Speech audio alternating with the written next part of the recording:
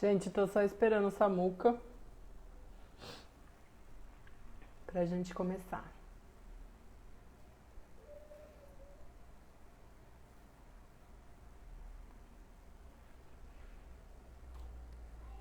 Vocês estão me ouvindo bem? Aí o áudio tá bom?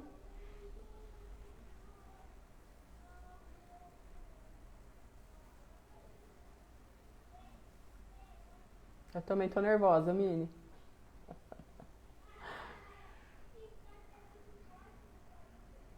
O áudio tá bom? Tá? Tá bom. Vou esperar o Samuca.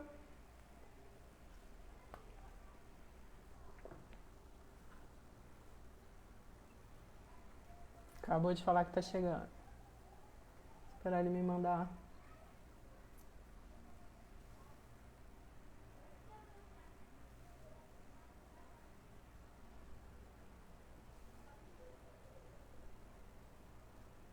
Tô tomando água ali.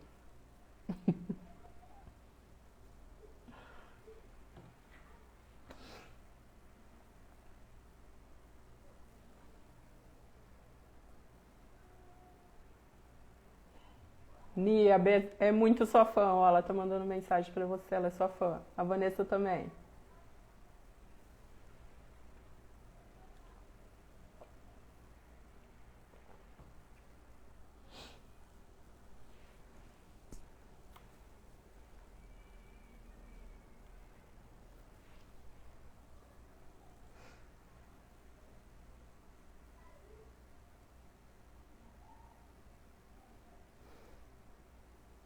Bia, um beijo.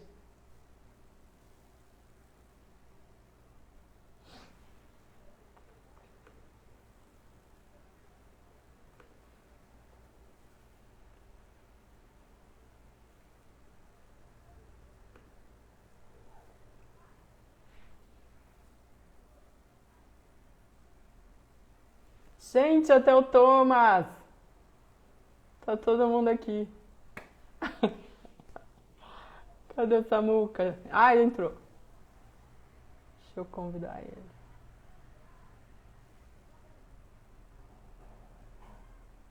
Deixa eu achar o Samuca.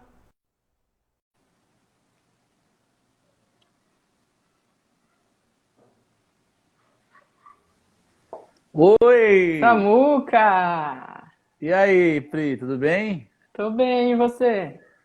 Tudo jóia também, pô. Prazerão estar contigo aí. Que isso. Primeiro eu queria te agradecer muito por você ter topado vir com a gente, né? A gente sabe que sempre te chamam para cantar, para tocar, falar de música. Então eu acredito que seja um desafio, né, também falar sobre um livro, mesmo que a gente ame, né? É um pouquinho fora da curva, então eu queria te agradecer de verdade por você ter topado essa com a gente. Não, eu acho que, poxa, eu agradeço demais pela oportunidade, por N fatores, né? Mas principalmente por isso também, acho que por ser algo não tão usual nesses últimos dias, né? Muita live, Sim, live, live, live, live, todas as lives, a gente sempre tocando, ou cantando, ou muito intimamente relacionado, intimamente ligado ao meu trabalho, né, como cantor ou como compositor. Nesse caso pega um pouco, né, a parte do compositor, do texto, sim, dessa, dessa coisa do amor pelas palavras, né, porque Gabo também tem muito de poeta, é uma prosa super, ultra sim, poética, né, então acaba que sim, inspira a gente também, né, muito com massa. certeza. Eu vou pedir licença só para eu fazer a abertura oficial aqui com você, e aí a gente já começa a discutir, discutir não, defender, né, nosso grande amor aí. Vamos lá. Ministério do Turismo, Governo do Estado de São Paulo, por meio da Secretaria da Cultura e Economia Criativa e Fundação do Livro e Leitura de Ribeirão Preto apresentam a Quarentena Cultural. Esse projeto tem como objetivo principal promover ações e atividades culturais nas plataformas digitais da Fundação. São ações totalmente gratuitas e acessíveis à população de qualquer localidade.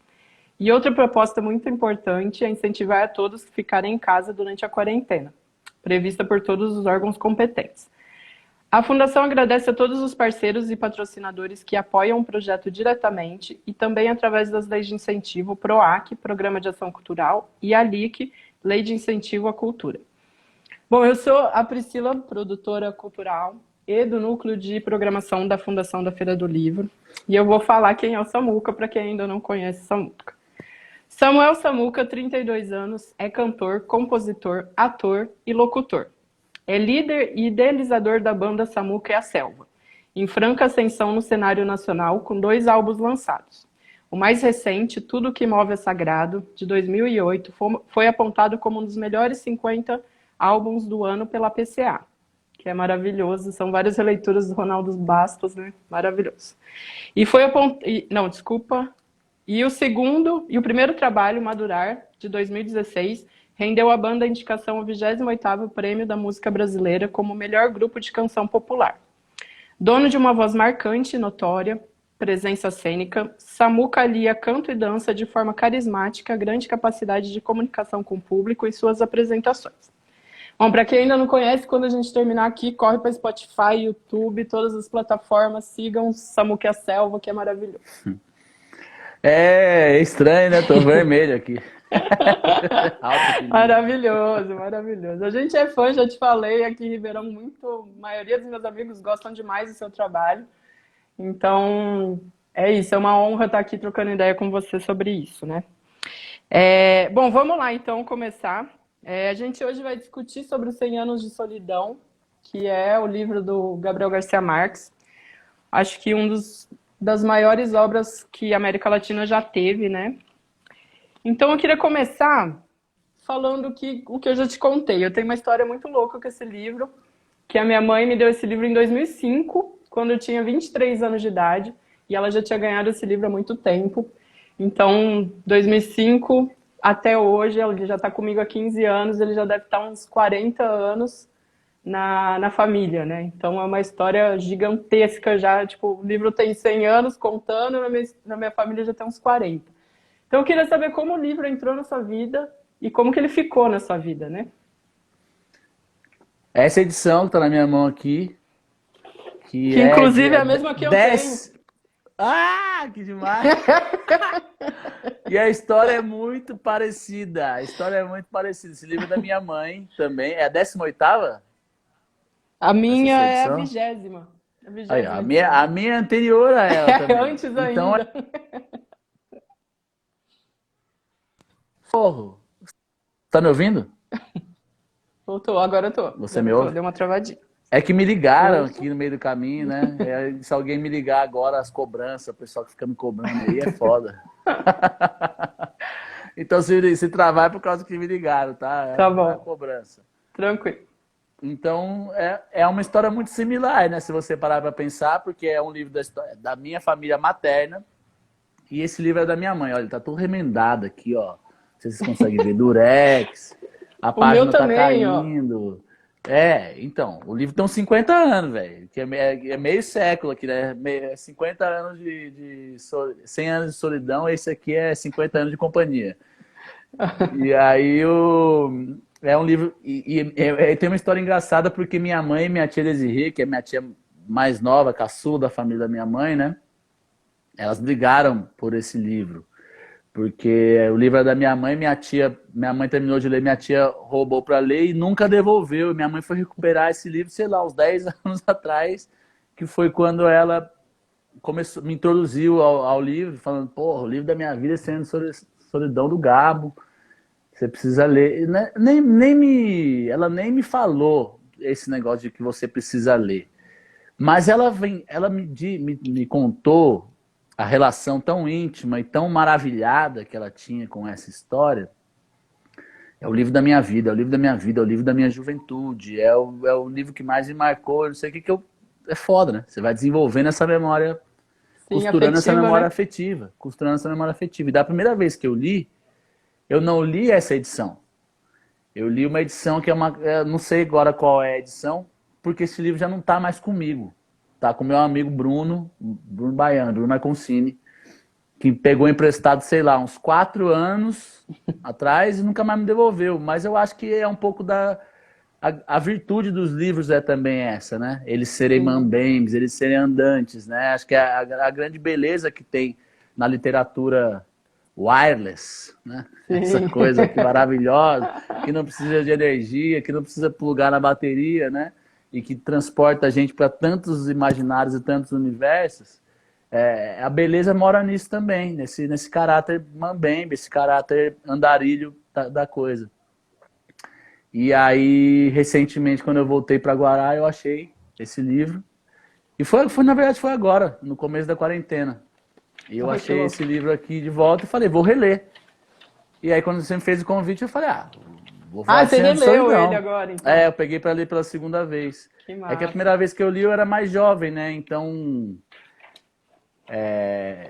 Sim, a gente faz mas outras é um livro leituras, né? natural que te dá uma vontade de reler de novo mesmo. Quem Sim, não leu, leia agora. Comece a ler sim, agora, porque é realmente uma história profunda, surpreendente, que te transporta numa relação imaginária, afetiva com as várias personagens. A gente vai falar um pouco mais aqui. E aí foi bonito de pegar, porque como eu voltei para o interior para fazer essa quarentena aqui, no ninho, né? Nesse aspecto de regresso, bonito, né? Eu pegar o livro que foi o livro que marcou a vida da minha mãe, que está há 50 anos na casa, sabe? Com a página caindo, todo remendado, que causou a discórdia entre ela e a minha tia lá atrás. Então, tem a ver com a própria narrativa, com o próprio romance sim. também, né? Histórias familiares, de diversas voltas, muito tempo, os pergaminhos, etc. Eu Sim. associei a tudo isso, assim. Então, foi interessantíssimo, né, nesse aspecto. Massa. E diferentes linguajares também, né? Sim. É outra leitura comparado à outra, que eu realmente não sei qual edição era. Depois eu vou até pesquisar para te falar, Massa, por me pura conta, me curiosidade, conta. né? Agora o sagitariano curioso é foda, não dorme, não. Eu acabei de ver que minha mãe acabou de entrar. Minha mãe não escutou Aí, falando dela. Bom, vamos lá então. Acho que todo mundo que lê o livro, né, sabe que os 100 Anos de Solidão, eu enxergo, pelo menos, acho que todo mundo também, como uma alegoria muito potente sobre a América Latina, né? É um retrato do que é a América Latina. Ele traz vários assuntos que, na época em que foi escrito, estavam muito fervilhando, né? Tipo, as veias abertas da América Latina, já dizia Galeano, ali Galeano. 65, 67, com várias revoluções e tal. Você acredita que o livro ele traz esse peso desse passado, né, de revoluções, de vontade de liberdade, de vontade de uma América Latina mais justa? Ele traz esse peso para a gente sonhar com um futuro muito mais verdadeiro, muito mais bonito. Digo nisso até hoje, assim. Uma das grandes motivações, fora toda essa bagagem afetiva, esse tempo que me restava também, eu voltei a ler esse livro por entender que o livro era atual para os dias de Uhum. hoje, né? Que ele me dava indícios ou me fazia, me conectava também com vontade, com essa vontade genuinamente latino-americana de revolucionar, né? Sim, De ir contra, né? A contracultura, muito relacionada a ideais, né? A essa coisa idealista de coerência, de honestidade, de ser idealista, sonhador mesmo, né? Com várias coisas. Então, essa vontade de reler também surgiu desse lugar. E eu acho que é muito louco, né, cara? Isso mora. A gente, enquanto latino-americano, está muito mais intimamente ligado com essa verve do que a gente imagina, porque se você pensar em tudo, né? Desde quando isso aqui foi descoberto, né? Não gosto de usar essa palavra, maior erro de mas português, né? é bizarro.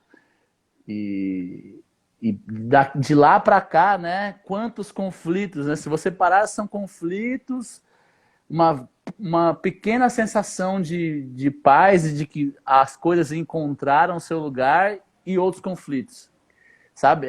Tem muito a ver com a narrativa disso tudo, assim, dessas vontades. Depois, quando você começa a analisar o comportamento do coronel, depois já de velho, essa vontade que se dizia adormecida, né? Mas que na verdade estava fervilhando dentro dele, mas era só um corpo que não aguentava, que já não acreditava mais, essa incredulidade com relação aos ideais. É muito o que acontece, né? Se você for parar para pensar. A gente é idealista, idealista, idealista, mas toda uma situação posta aqui, historicamente analisada, te dá pouca perspectiva de futuro várias vezes, assim. Então, relendo, eu comecei a perceber isso e, ao mesmo tempo que eu ficava mais revoltado, não sei se eu posso dizer isso, mas Pode. mais fogoso, né, com relação aos meus sentimentos ao meu ideário, né, de forma geral, eu também percebi esse desgosto e pela história seguir se repetindo e ter essa dinâmica no livro todo, eu comecei a associar com isso. Falei, porra, lá atrás. E essa história está sendo narrada de uma coisa que era ainda mais atrás. E aí, se você pegar a história real de como isso aqui aconteceu, a coisa é mais para trás. E houveram vários revolucionários, a gente avançou, avançou, avançou, mas sempre há um jeito sempre há uma falsa percepção de vitória e essa necessidade latente de seguir lutando, e de seguir lutando, e de seguir lutando, sabe? E me trouxe uma clara evidência, um pensamento de que, sei lá, talvez seja essa a dinâmica da vida mesmo, tal qual o livro é ser uma coisa cíclica. Os acomodados, os lutadores, os acomodados, os lutadores, né? Então, não sei, é um pouco do que eu penso, assim.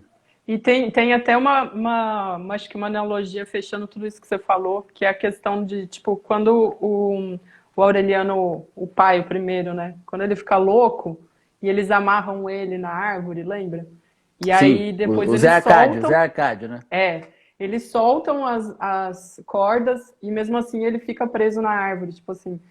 É meio que isso, né? Tipo assim, não vai adiantar muito. Tipo, ao mesmo tempo é meio reconfortante que toda essa loucura seja vista como normal, assim, né? Então, acho que esse exemplo ali dele se soltando, mas ele ficando acorrentado ali, Ele está condicionado, né? tá É um condicionado, exatamente. condicionamento, na verdade, né? Aquilo foi uma mordaça durante um tempo, uma condição sine qua non que ele não conseguia transpor, mas que após ela ter sido cortada, virou a própria condição dele. Ele estava já interligado àquele cenário, né? E depois, mesmo depois de morto, continuou atuando por ali e tal. Sim. Tem muita, sei lá, tem muita poesia mesmo nesse livro, assim. É um livro que eu gosto muito de debater sobre esse livro. Acho que foi fugaz e foi sagaz também de algum lugar ter falado sobre isso, porque tem muito. Eu tenho conversa com alguns amigos e amigas também a respeito disso, e toda vez que eu converso, eu sempre chego num outro caminho, assim. Me parece uma coisa muito infinita. Sim, sim, maravilhoso. Eu queria agora que a gente conversasse sobre a Úrsula, né? Personagem, acho que é a minha favorita do livro. Então, e o mais louco é que, assim, né, durante os 100 anos, os personagens, eles têm os mesmos nomes, né? Primeira vez que eu li, fiquei completamente maluca, né? Até te mandei a árvore genealógica que eu tinha achado. Enlouquece. E enlouquece, porque você não sabe quem é que tá acontecendo, que tal. Só que o Gabo, ele manteve, né, a Úrsula durante os 100 anos. Os 100 anos ela estava viva e ela estava lúcida, né? Só quando, bem no final... não dá, eles não falam ali, mas dá a entender que, sei lá, ela viveu uns 120 anos, mais ou menos, né? De 115 a 122. 122, por aí. Tem alguns lugares que eu vi 135, mas enfim, né? Acho meio... Mas tá ali, nos 100 anos, né? Mas assim, eu queria que você falasse um pouco sobre essa figura feminina, que eu também acho um super retrato do que é a família latina, né? Tipo, ela repetiu o tempo inteiro que ela era a única voz sensata numa família de loucos, assim. E que ao mesmo tempo que você enxerga, assim, eu enxergo ela como uma figura muito feminista, né? Tipo, no sentido de força, ela também cedia muito ao patriarcado no sentido de lutar pelos homens e os homens estarem à frente, assim, né? Que eu acho que é isso que dar nós condições, né? Dar condições de os homens estarem à frente. Exato. Que eu acho que é muito que nós, mulheres latinas, acabamos caindo não é no erro, né? A gente está vivendo um processo que a gente está querendo desamarrar tudo isso. Então eu queria que você falasse sobre essa figura, né, latina da mulher da Úrsula que segura as pontas ali. Eu venho de uma casa bem matriarcal aqui. Eu sou basicamente o único homem que está aqui no momento agora. Eu e o Gabriel, que é bisneto da minha avó. Então, assim, né, filho da minha prima. E, assim, de resto são 7 mulheres aqui na minha Nossa. casa. Meus pais são separados, né? Tem meu pai vivo também, tá tudo certo. Mas, assim, aqui nesse núcleo que eu me encontro agora, no núcleo da minha mãe, assim, a família do meu pai é um pouco mais apartada. E a família da minha mãe é bem fechada. E minha avó tem 87 anos, é uma senhora muito forte, mesmo aos 87 anos, a impressão que dá é que ela vai ser centenária também. Então, ler sobre a Úrsula me remete à minha avó, mas assim, cagado e cuspido, assim, sabe? Tipo assim, eu consigo vislumbrar, assim, com algumas diferenças, é claro, mas mas é uma figura forte, fisicamente, uma figura de opinião, de opiniões fortes e tal. Ela mesmo com 87 ainda está bem firme, assim, bem vívida. E, e tem uma coisa assim, por mais que ela seja uma matriarca, uma mulher, é isso, meu avô falecido já há bastante tempo, né? Então ela assumiu a casa e tal. Mas é louco, você percebe que ainda fala com essa lembrança de um lugar patriarcal, né? Assim, uma fortaleza, é um exemplo para muitas feministas que estão aí, mas da metade para lá ainda tem essa influência, né, patriarcal. Claro que ela é uma senhora de outro tempo, né? Então tem a ver com isso também, muito Sim. disso tem a ver com isso, assim. E a Úrsula, eu acho que ao longo do caminho, ela em algum lugar foi se emancipando, né, dessa relação, um pouco dessa relação. Acho que muito por descrença, né, descrença no próprio Aureliano com relação àquela solidão muito impenetrável que ele sentia, né? Ela percebeu, tipo, pô, aqui não vai, daqui realmente não vai sair nada, né? Então, vamos chacoalhar essa casa e fazer mais uma reforma nessa casa, vamos trazer vida para essa casa e tá tudo certo. E eu vejo ela muito em algum lugar malcomunada com a Fernanda, com a chegada da Fernanda, Sim. esposa a rainha do baile lá, esposa do Aureliano II, porque era uma outra figura feminina que trouxe essa autoridade, que acho que livrou ela em algum lugar de uma autoridade, né? Que ela poderia dividir um pouco esse papel, assim. Então, eu acho que sim, cara. Eu acho que tem sendo um pouco mais direto, assim, eu acho que ela tem apesar de ter esses resquícios patriarcais, ela é uma personagem atuante, né? Em cima Sim. uma figura fortíssima, assim, de muita referência, né? E que se não fosse a mão dela nessa história, a coisa teria descambado talvez, assim, né? Muito antes, né? Ela segurou muita barra, né? Foi 100 realmente anos, né? E eu acho que a minha mãe tem uma teoria de que quando terminei o livro pela primeira vez, não percebi. Na segunda vez, também não sei se eu percebi, mas depois conversando com a minha mãe, eu vim a entender, minha mãe entende que esses 100 anos de solidão são os 100 anos da Úrsula, Sim. né? Eu Eu também tenho acho essa que, visão. mas eu não acho que seja dela. Eu acho que todos ali, os mais sociáveis e os mais solitários, os aurelianos, né? Os mais solitários por natureza, todos são sozinhos em alguma nuance, sabe? Todos. Uhum. Acho que 100% desse personagem. Toda a estirpe, né? Como diz Sim, como se conclui o livro, como diz o pergaminho, assim. sim, Toda estirpe é solitária, de um modo ou de outro.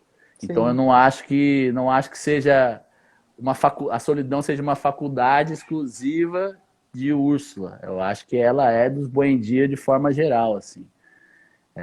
Tanto os fanfarrões, né, Aureliano II, o próprio Zé Arcádio I lá, o patriarca, que era todo louco, né, queria Sim, picotar os caminhos, de sair, o outro que foi com os ciganos e voltou, mas todos tinham essa sina, né? sim. de estarem Ah, sozinhos em algum momento. acho que já que a gente tocou no assunto personagens masculinos, né? Vamos falar um pouco, porque eles tinham os Aurelianos e os. Como chamava os outros? Esqueci. José José Arcádio. Arcádio. Eles tinham personalidades bem diferentes, né? Os José Arcádios, eles eram bem mais expansivos, gostavam de trabalhar e tal. E os Aurelianos, eles eram mais introspectivos, gostavam de estudar e eram os responsáveis por estudar e interpretar os pergaminhos, né, que o Melquíades trazia. E a própria Úrsula, ela achava que os nomes definiam muito, né, como seria o destino de cada um dos filhos, baseado nessas personalidades, assim.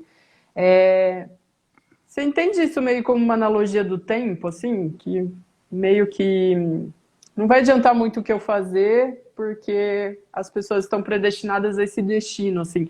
Porque eu entendo que um pouco o tempo dentro do livro, como a história da família, ele não é linear, né? O que vem linear é o que vem dentro do pergaminho, e vai ser o amanhã. Então, tipo, eu não sei se eu estou conseguindo ser clara. Eu entendo que meio que os nomes e é uma analogia com assim, não adianta a gente pensar e fazer muito porque a gente tem um destino aqui e ele vai ser meio independente. Você consegue ter essa visão também sobre esses personagens? Tem muito a ver com o Parasita, né? Com aquela conclusão, eu não sei se você assistiu Parasita, Sim, o né? filme. Com a conclusão que o pai e o filho tiram no final. Fiz um paralelo imenso, assim, com isso. Fiz paralelo com o Bacurau também, com o Francisco Homem, né? Sim. Francisco El Hombre, o tocador de viola e o tocador de viola de Bacurau. E isso que você está falando da coisa do tempo ser não linear e ser muito associado ao Maktub, aí, ao destino.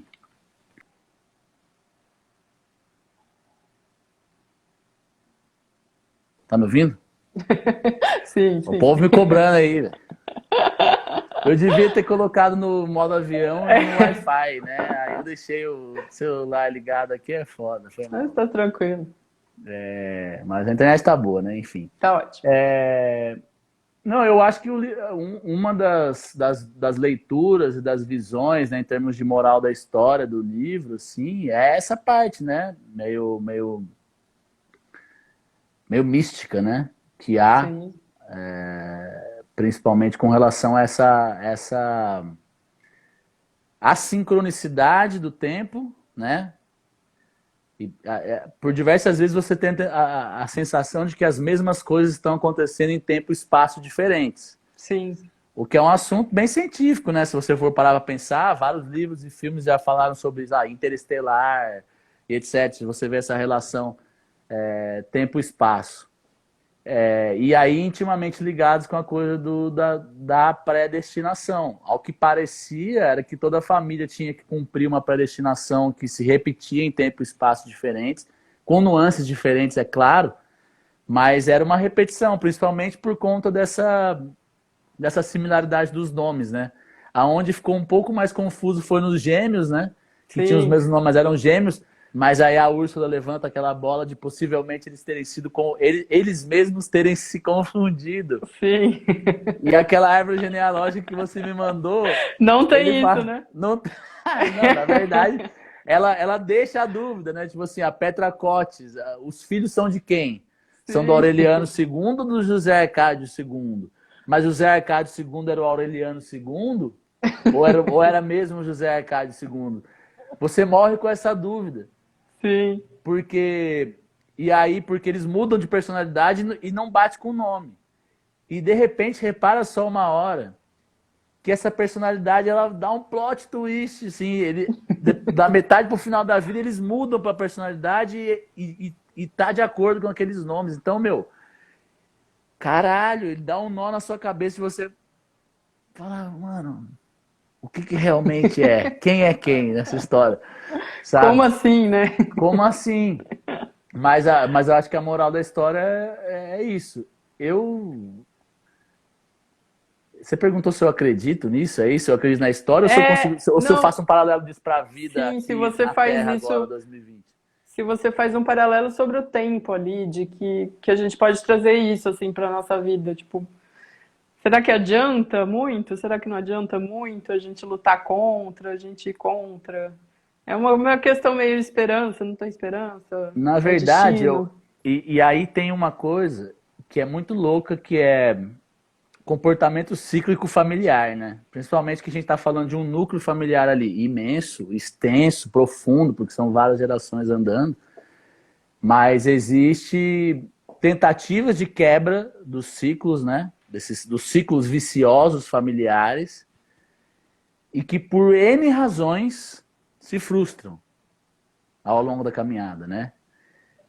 E, cara, eu faço terapia, por exemplo. E uma das razões de eu fazer terapia é tentar quebrar programações Sim. familiares, ou que a minha família me deu, ou que a sociedade em si me deu. Mas é louco, porque esse livro, ao mesmo tempo de que ele te enche de esperança de que, porra, sei lá, eles não tinham terapeuta naquela época, Uma era uma constelação vida muito, familiar era resolveria uma vida bastante, muito né? vivida, né? Estavam ocupados de outras coisas, mas também te deixa uma pulga atrás da orelha do tipo, caralho, mano. Será que não vai adiantar nada disso que eu tô fazendo? Eu vou cumprir alguma sina que tem a Sim, ver com o meu clã, com o meu núcleo aqui, com essa família que eu vim resolver tretas kármicas e resolver sinas. sim. Mistério da vida, né? Acho que o que ele narra ali nada mais é do que o grande mistério da vida. Existe uma conclusão, que aquela família estava fadada, né, ao fatídico fim da estirpe ali, mas eu acho que o objetivo dele talvez fosse realmente deixar, não sei, cara. Eu sempre fico É pensando o que está difícil. por trás da mente dos autores, dos Sim. roteiristas e dos escritores, os romancistas, principalmente.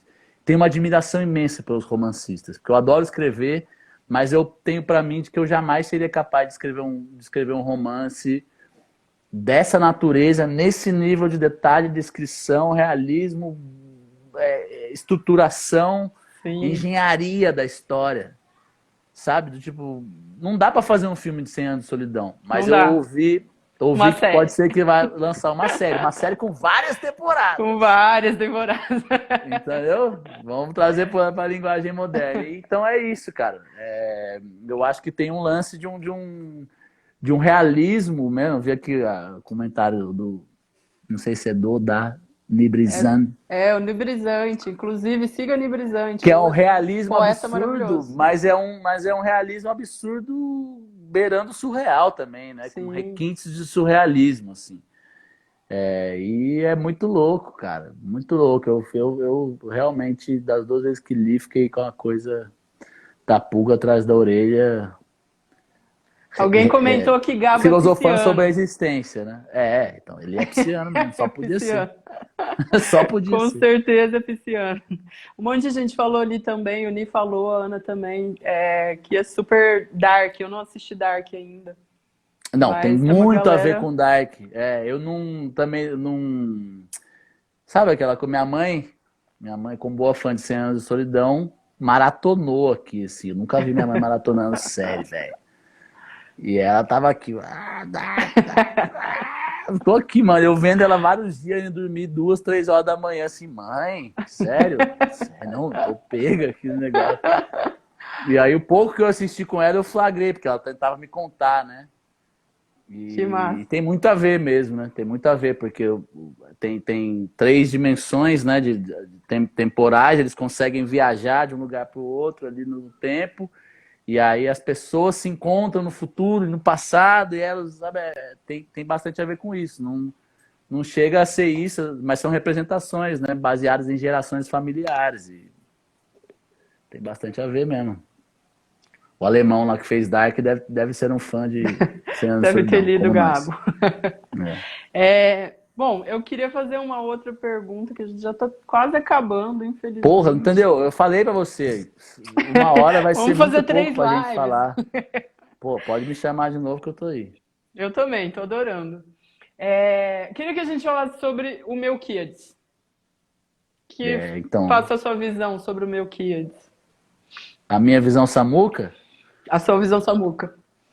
Ah, eu tenho uma ligação grande com os ciganos, assim. Então, assim, logo de cara ele já me atraiu demais, né? Porque é muito... é uma visão que te extrapola os níveis do imaginário. É muito fantástica, né? Aquela personagem, de fato.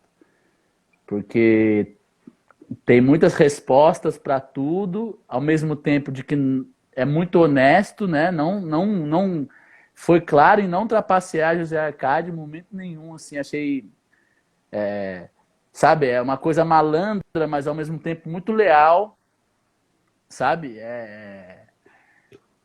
E essa e essa ideia de ter viajado o mundo e ter voltado no começo do livro, quando ele aparece, quando a personagem está viva, né, ali em carne e osso, né, não necessariamente. Depois ele continua vivo, mas de outras formas, né, que a gente nunca sabe se é real, tá morto, Sim. tá, porque ele tinha vários dotes, né, os dotes ciganos, essa magia que ele dominava.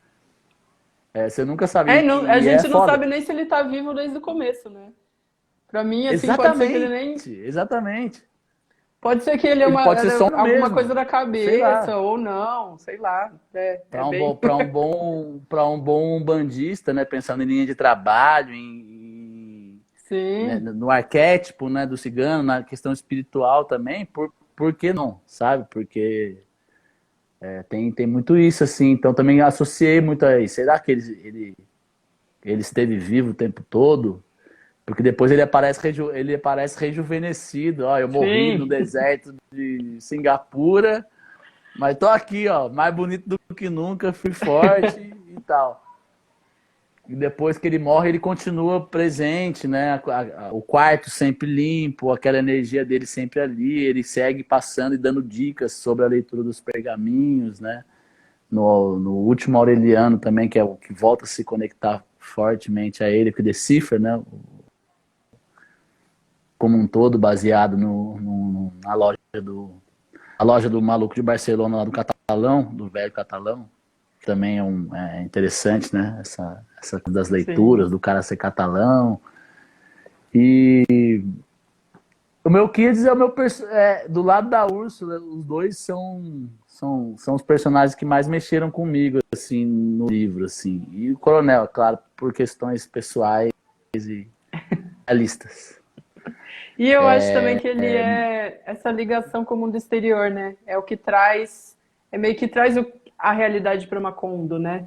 Ele vem e traz alguma coisa, tipo, ali no começo do livro, quando as coisas ainda não têm nome, porque eles não sabem como chamar as coisas, né? Então, Uhum. eles apontavam e tal, e aí o Melquíades dava nome. Então, parece que tipo, o Melquíades é meio que a realidade para eles, assim. Então, tipo, estou trazendo choque de realidade para tudo que vocês inventaram aqui, dar uma chacoalhada, assim, né? Então, exato, mas assim, uma coisa que eu fiquei me perguntando, e aí eu não sei se eu posso devolver perguntas para você. Como a gente está no debate, talvez Pode, eu possa, claro. né? Não é muito louco o fato dele ser um cara que traz esse choque de realidade, traz o mundo lá fora, etc. Mas por alguma razão ele resolve se fixar em Macondo. Como é que ele pôde escrever os pergaminhos, se fixar ali sabendo do destino daquilo, sabe? Aham. Ele é uma personagem que me amplia essa provocação o tempo todo, porque assim, ele escreveu aquela história que na verdade era uma profecia, mas ele foi um personagem central, né, daquela história. Sim. Como Eu assim acho que ele. você escreve a história e a vivencia, sabe? Sim. Acho que ele é meio que uma entidade ali, né? Que você falou da linha ali da Umbanda. Acho que ele veio como uma entidade mesmo, que pode fazer sabe, esse real e esse imaginário inventado ali. E ele fica nessa linha tênue de tipo, olha, eu vou dar para vocês o destino, sabe? Eu vou trazer a realidade, eu vou trazer o destino. E vocês têm que seguir por esse caminho. Não adianta meio fugir daqui, não, porque o rolê é esse mesmo, assim, né? Sei, É meio acho Jesus que. Cristo, né, também. Exato. Uma coisa meio tipo. Tem uma analogia com Jesus Cristo, com os Messias, né, de forma geral, né? Caras que estão aqui Sim, vivendo, sofrendo na carne, sofrendo na pele. No caso dele, todo o sofrimento na pele tem a ver com a solidão também, que é o tema central acho, do livro, né? Essa solidão,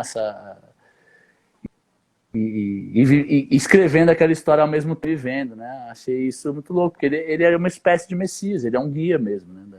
sim, exato. Da família Acho. do povoado, né? Ele traz, elucida muitas coisas, apresenta muitas coisas, né? Tanto os inventos, as coisas que não têm nome, quanto relações, sensações, e ao mesmo tempo que narra essa história, né? Muito doido. E que define também, né? Porque é abrir o pergaminho e mudar o destino de todo mundo que está dentro da família, né?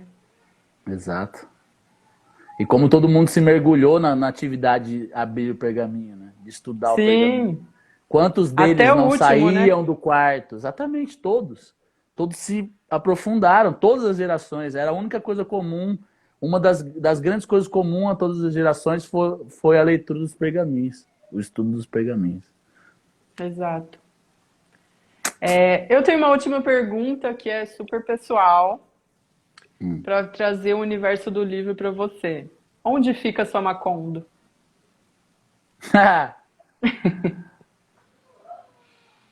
Cara, minha Macondo fica dentro de mim. Eu acho que não tem uma. Eu poderia dizer que fica aqui em Guará, mas acho que não. Porque por mais que eu tenha uma ligação, esse ser o meu lar, tem várias similaridades com a coisa como um todo, a nossa construção aqui, a gente mora num sítio, assim, né? Que tem muito de uma energia familiar, que claro, você se associa, mas é muito mais do que isso. Mas eu espero que a minha Macondo, eu cuido muito dela para que as ervas daninhas não rachem meu cimento, para que as formigas ruivas não levem o meu último da estirpe, e para que ela não se corrompa, como eu acho que aconteceu com o Macondo, porque é um exemplo muito nítido, né, e notório da própria sociedade moderna, como se deu também, né? De um lugar tido como ideal, com condições de vida, com um diálogo franco, com, com, com honestidade mesmo, né? Com coerência. E por mais atitudes vorazes que acontecessem, mas havia uma ordem natural, entende? E a partir do momento que o externo passou e tentou se apoderar, com que as novidades iam chegando, e pouco a pouco outros costumes passaram a corromper essas pessoas, né? Macondo começou a ser descoberta, né? Ela é uma própria analogia do que é o continente latino-americano, né? De forma geral, a Latinoamérica como um todo, né? Era isso, né? Se você parar para pensar, existiam conflitos locais, internos, mas uma harmonia coexistindo aqui. As Sim. caravelas chegaram e tornaram a nossa Macondo que é hoje, né? Então, eu acho que a Macondo é um lugar, essa fortaleza, mas que nos remete a essa moral da história, sabe? Nos traz muito essa moral da história de que a gente precisa ter uma visão mais empática, cuidar mais, né, dessas nossas fortalezas, das nossas belezas, do que há de beleza e nas nossas relações e nas coisas como um todo, né? Das coisas que a gente tem, do que a gente tem. E acho que o que eu tenho de mais valioso, de mais íntimo, né? Fora os meus afetos, fora tudo que a vida muito graciosamente me ofereceu, e eu de alguma forma consegui abraçar todas as maravilhosas oportunidades, né? As quais eu sou imensamente grato, né? Se eu estou aqui hoje com você, foram devidos a essas oportunidades que de alguma maneira me apareceram e eu também soube agarrar. Mas eu acho que isso também está intimamente ligado a como a gente vibra, né? Qual é a nossa essência. Então eu tento cuidar da essência da minha Macondo para que ela permaneça bonita, vibrante, a casa aberta, né? Florida, Como florida das begônias, como nos bons tempos, assim. Então eu acho que é isso. cheia de borboletas amarelas. Exatamente. Quando os sonhos ainda eram sonhos, né? Antes de tudo, antes Sim, de todos os infortúnios começarem, acho que é isso. sim. Sonhos não Massa. envelhecem. Não, não envelhece. E acho que a América Latina, ela nunca deixou de sonhar, né? E acho que esse que é mais bonito da nossa história, assim, né? Tipo, é o que dá força. Para mim foi o que me deixou apaixonada pelo livro desde o começo, assim, de saber de toda a história, saber que o Gabo só escreveu o livro quando ele tinha 40 anos de idade, né? Que ele estava travado, ele não estava conseguindo.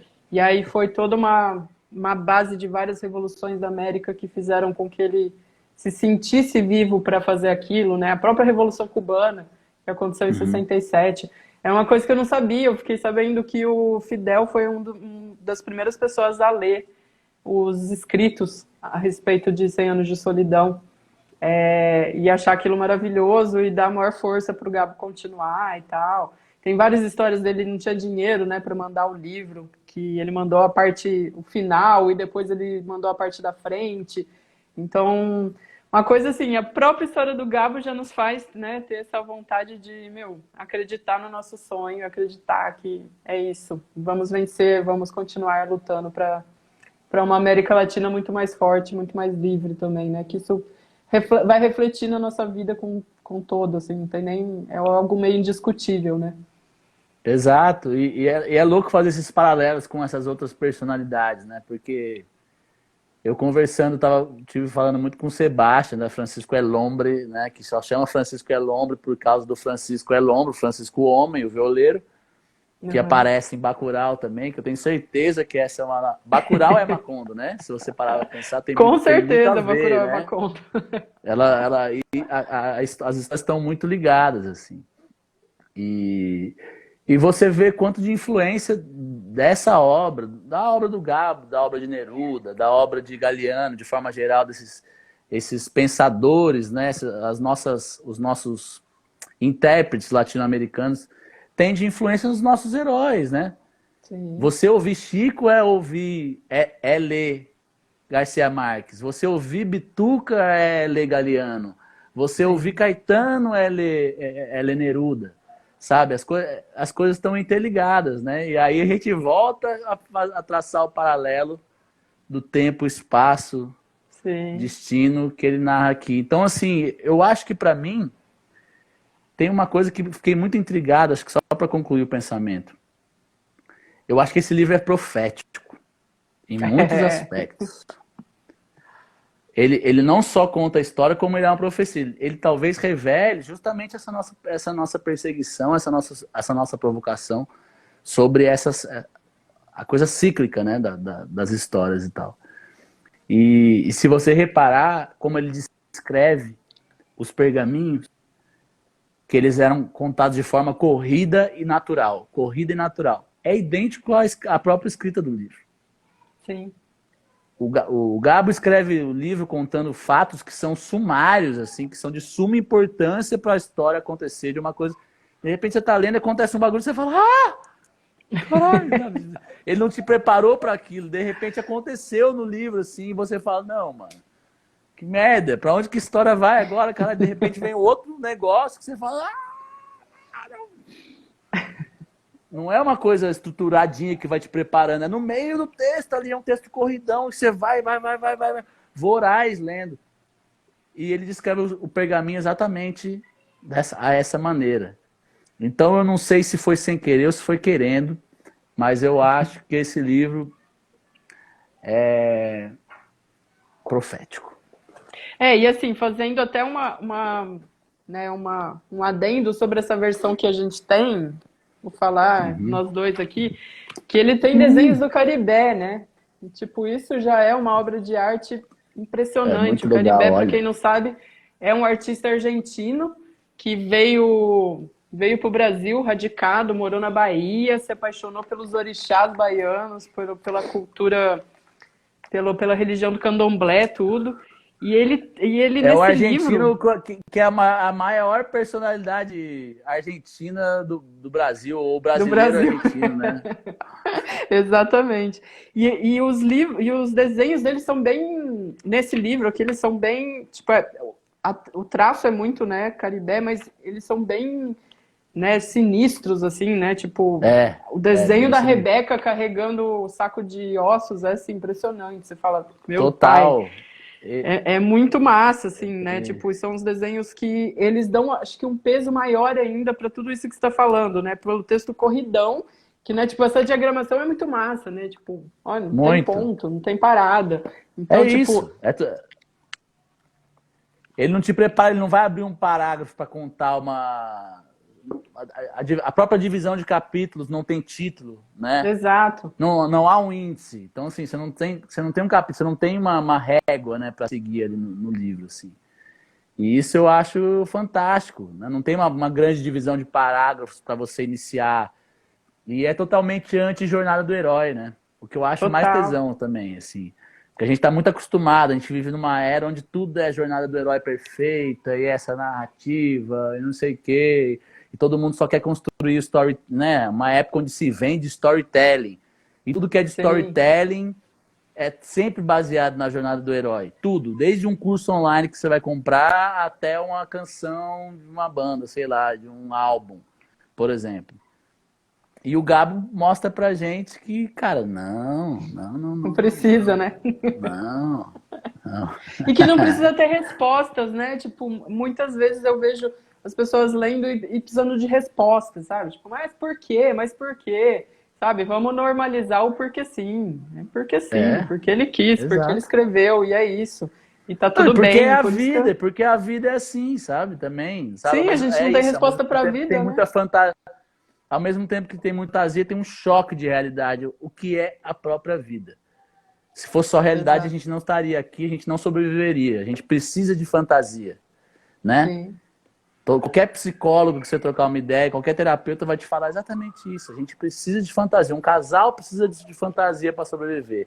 Uma mãe precisa dar fantasia para a criação de seus filhos, né? É tudo. Qualquer relação tem um mínimo de fantasia, tem um mínimo de uma esperança não lúcida de algo, de uma expectativa de uma coisa que é quase sobrenatural que você coloca ali e tal. E sim, é a realidade. E a realidade coincidindo com isso. Então, acho que esse livro é uma narrativa que tem esses dois elementos, assim, perfeitamente equilibrados. E ele deixa as conclusões ao bel prazer do leitor também. Que isso é lindo. Ele sim. te traz mil possibilidades. É que nem ter que explicar poesia. Você não explica. Não, Deixa lá, ué. Vai pegar uma canção minha, algumas delas eu explico, mas as outras, imensamente, você vai ler e vai ressignificar, e aquilo vai fazer um sentido de acordo com a sua realidade, e as suas fantasias. Eu sim, acho que é por com aí. certeza. É, a arte existe porque a vida não basta, né? Se bastasse, Acho que é seria sem isso. graça. Muito sem graça. É Samuca, a isso. gente está terminando, infelizmente. Ah, que Queria te pena, hein? agradecer. Tô me Queria sentindo no fazer outro, programa, vamos tô me conversar de sentindo no novo. programa do Jô aqui. Tá lembra que tinha aqui? Estamos chegando no final. Vamos chegando no Padre, final, porra. infelizmente a canequinha, né? Faz um volume 2 aí, Pri. Depois você me chama. Vamos 100 fazer anos de um volume solidão, 2. Acho que a gente tem volume 2. muito ainda para discutir. Na hora que a série estrear, então, acho que a gente vai ter mais ainda para discutir, né? Porque uma leitura de cinema, de série, de audiovisual é outra coisa também, né? Que eu acho que vai dar outro pano para manga, Quando né? sair a série, você me chama pra debater a série aqui. Daí eu vou devorar essa série Demorou, também. super combinado. Super combinado. Agradecido, viu, Samuca, querido? muito Obrigado. obrigado. Obrigada demais. Acho que o papo foi massa pra caramba. Tomara que quem não leu o livro ainda corra para ler o livro, porque ele é necessário, eu acho necessário, principalmente nessa loucura toda que a gente está vivendo. É, E voltou. Acho que é necessário, né, nessa Voltei. loucura toda que a gente está vivendo. E, gente, sigam o Samuca nas redes sociais, sigam, escutem no Spotify, YouTube, compartilhem, mandem para os amigos, curtam bastante, a banda é maravilhosa, eu particularmente sou fã do trabalho do Samuca. E é isso, Samuca, eu quero te agradecer, pedir suas palavras finais para a gente se despedir aqui. Imagina, eu que agradeço o convite, vocês, todo o pessoal da Fundação, muito carinhoso, atencioso comigo, com a produção bem. É um prazeraço, um gostaço falar sobre esse livro, né? Um livro marcante demais na minha vida, toda minha como ser humano, espírito e caráter.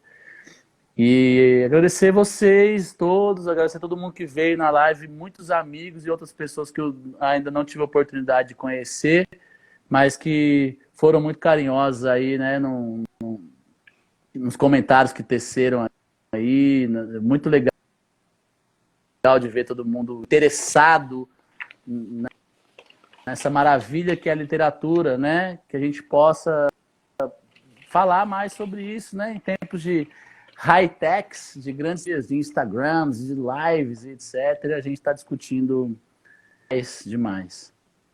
Tá me ouvindo aí? Eu travei? Deu uma travadinha, mas estou te ouvindo. Aí, voltou. Bom, eu só queria dizer que a Quarentena Cultural, Vou dar a uma gente travadinha. segue aqui com a programação. Voltou. Que a gente vai seguir com a programação. A gente tem uma programação semanal, uma média de 3 atividades por semana, tudo gratuito. Sábado a gente tem às 16 horas a contação de histórias João Sortudo, com a companhia Vovó Cachola, que vai ser aqui também no Instagram. Só a galera logar aí e assistir. E é isso. Samuca, tomara que o ano que vem, quando passe essa loucura toda, a gente se encontre mais, a gente consiga te trazer para a feira, trazer um show da selva também, porque a gente adiou para o ano que vem, né? E é isso, foi um prazerzaço e a gente volta a conversar ainda sobre esse livro. Sim.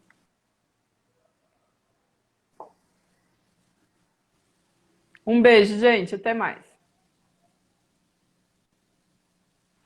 Fechado. Daí da Fundação, um beijo para todo mundo de Ribeirão. Valeu, Ribeirão! Tchau. Um beijo, gente, até mais. Beijo.